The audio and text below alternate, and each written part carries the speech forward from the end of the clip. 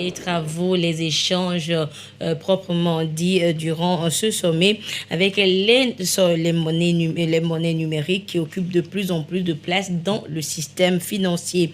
Et ces innovations, sachez-le, compliquent en revanche la tâche aux banques commerciales qui doivent désormais disposer de ces produits. Eh bien, l'African Financial Industry Summit y a consacré un panel. Le compte rendu avec Carmen Madji. Akako. Aujourd'hui, la monnaie subit une transformation qui pourrait remodeler le secteur bancaire, la finance et même la structure de la société. On serait même porté de dire que l'ère de la monnaie physique des espèces touche à sa fin. Même dans les pays à revenus faibles ou intermédiaires, on assiste à l'avènement de la monnaie numérique. Est-ce donc une nouvelle ère pour la finance africaine? Sur ce panel de l'African Financial Industry Summit, des experts en parlent. Le continent africain est une des régions où l'adoption de la crypto-monnaie est la plus rapide au monde.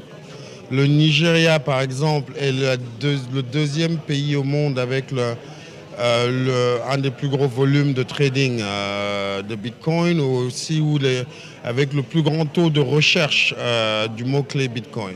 Donc, et c'est aussi un actif digital qui a un vrai potentiel pour le continent africain, parce qu'aujourd'hui, tout le monde a un téléphone. On a inventé le mobile payment, mobile money, mobile banking, et avec des actifs digitaux à la portée de tous, c'est vraiment un boulevard pour assurer une création de richesses partagées. Un nouveau cycle de concurrence entre les monnaies officielles et les monnaies privées se profile également au niveau national et international.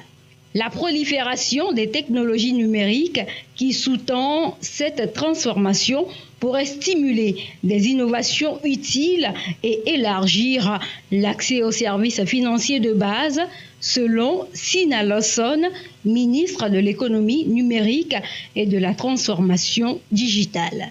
Nous, on pense que c'est une opportunité pour l'Afrique. Lorsque vous voyez le développement, par exemple, du mobile money et d'autres systèmes de paiement, c'est très important, nous semble-t-il, qu'on puisse étudier les opportunités qui pourraient être offertes par l'utilisation de la crypto-monnaie. Par exemple, vous savez, lorsque vous faites des transferts monétaires, vous envoyez de l'argent dans d'autres pays, eh bien, vous devez payer un supplément de l'ordre de 6 ou 8%. Et nous pensons qu'avec les nouvelles monnaies digitales, on va pouvoir permettre le transfert des transferts monétaires, notamment entre différents pays, à des taux d'intérêt beaucoup plus bas en fait. Et donc ça c'est la première opportunité que ça crée.